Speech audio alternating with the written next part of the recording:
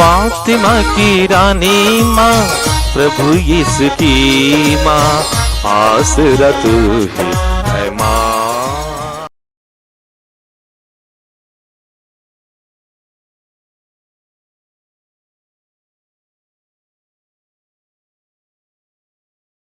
पहला पाठ फिलिपियों के नाम संत पौलुस का पत्र, अध्याय 2, पद संख्याएं 1 से 4 तक।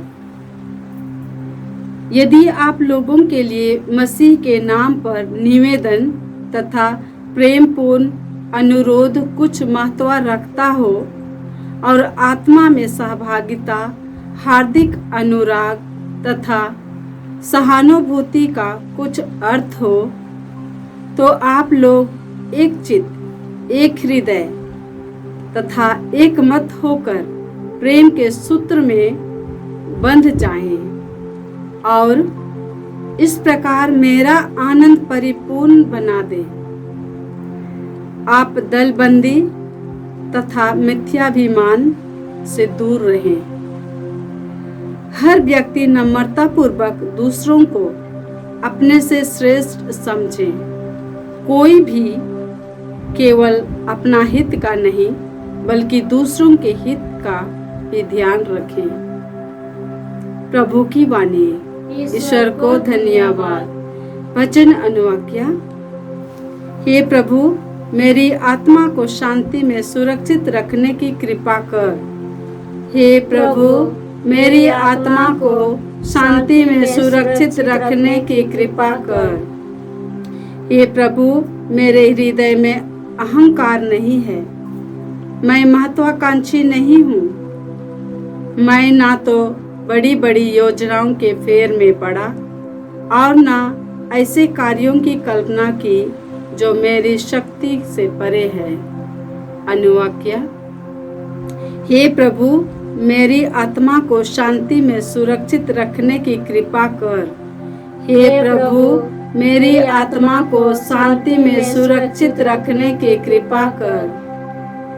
मैं माँ की गोद में सोए हुए दूध छुड़ाए बच्चे की भांति तेरे सामने शांत और मौन रहता हूँ। हे इस्राएल, प्रभु पर भरोसा रखो अभी और अनंत काल तक। अनुवाक्या। हे प्रभु, मेरी आत्मा को शांति में सुरक्षित रखने की कृपा कर। हे प्रभु, मेरी आत्मा को शांति में सुरक्षित रखने की कृपा कर। जय घोष। हालेलुया। प्रभु कहते हैं, यदि तुम मेरी शिक्षा पर दृढ़ रहोगे तो सचमुच मेरे शिष्य सिद्ध होगे और सत्य को पहचान जाओगे। हालेलुया।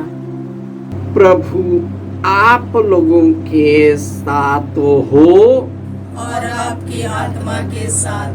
संत लूकस के अनुसार प्रभु यीशु ख्रिस्त का पवित्र सुसमाचार।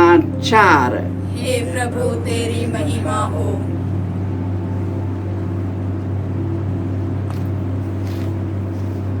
अध्याय 14, पद संख्याएं 12 से 14।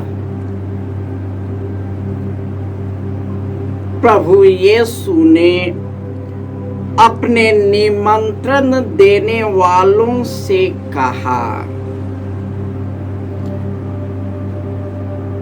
जब तुम दोपहर या शाम का भोजन दो तो ना तो अपने मित्रों को बुलाओ, न अपने भाइयों को, न अपने कुटुंबियों को, न धनी पड़ोसियों को। कहीं ऐसा न हो कि वे भी तुम्हें निमंत्रण देकर बदला चुका दे।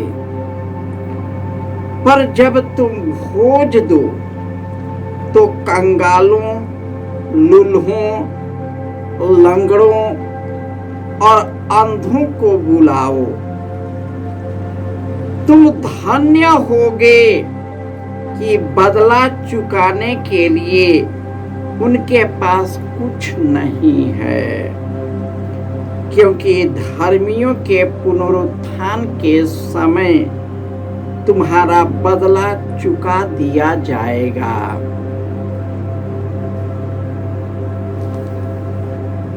यह प्रभु का सुसमाचार है। हे ख्रिस्त तेरी स्तुति हो। ख्रिस्त में प्यारे भाइयों और बहनों, प्रभु यीशु कहते, यदि तुम मेरी शिक्षा पर दृढ़ बने रहोगे तो तुम सचमुच मेरे शिष्य सिद्ध होगे और तुम सत्य को पहचान जाओगे। इस दुनिया में रहते समय पाप, प्रलोभन और हर प्रकार के छल कपट से बचने के लिए हमें आत्मा में तत्पर होने की जरूरत है और आत्मा के सहभागिता द्वारा हमारे अंदर में एक दूसरे के प्रति अनुराग, सहानुभूति, एक चित्त, एक हृदय और एक मत होकर प्रेम के सूत्र में बंध जाए। हमारा आनंद परिपूर्ण हो जाए। यह आनंद क्षणभंगुर नहीं, अनंत काल तक बना रहता है, जो हमें दलबंदी, मिथ्याभिमान से दूर हमें नम्र और विनीत बनाता है। और यीशु ने कहा है, धन्य है वे जिसका हृदय निर्मल है, वे ईश्वर के दर्शन करेंगे। हम यीशु के दर्शन करेंगे जब हमारा हृदय पवित्र है, निष्कलंक है। हम अपने आप को दूसरों के हित के लिए अपना जीवन अर्पित करते हैं, दूसरों की भलाई करने में तत्पर रहते हैं।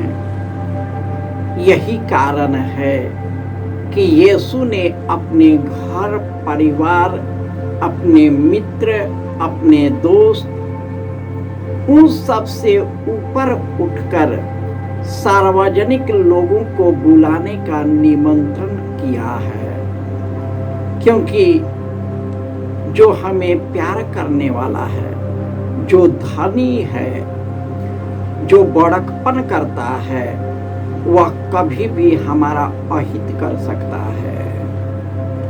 इसलिए यीशु कहते हैं, जब तुम किसी को निमंत्रण देते हो तो तुम कंगालों को, लूल्हों को, लंगड़ों को, अंधों को, रास्ते में पड़े लोगों को बुलाओ। वह तुमसे न कुछ मांग करेगा, न अपमान करेगा, न अपने शक्ति का प्रदर्शन करेगा। वो जो भी करेगा तेरी भलाई के लिए करेगा। और इस तरह धर्मी लोग पुनरुत्थान के दिन ईश्वर उसे पूर्ण पुरस्कार प्रदान करता है, जब हमारी जिंदगी ईश्वर में एक हो जाता है। पवित्र आत्मा हमारे अंदर सक्रिय हो जाता है। प्रभु यीशु की कृपा हम पर पड़ती है। और जब यीशु ने हमें आश्वासन दिया है, तुम मेरा नाम लेकर जो कुछ मांगोगे, मेरा पिता तुम्हें वही प्रदान करेगा, क्योंकि पिता जानता है कि तुमको क्या चाहिए। और मैं तुम्हें ऐसे ही नहीं भेजूंगा। मैं अपना सहायक पवित्र आत्मा को प्रदान करेगा, जो सदा तेरे साथ रहेगा।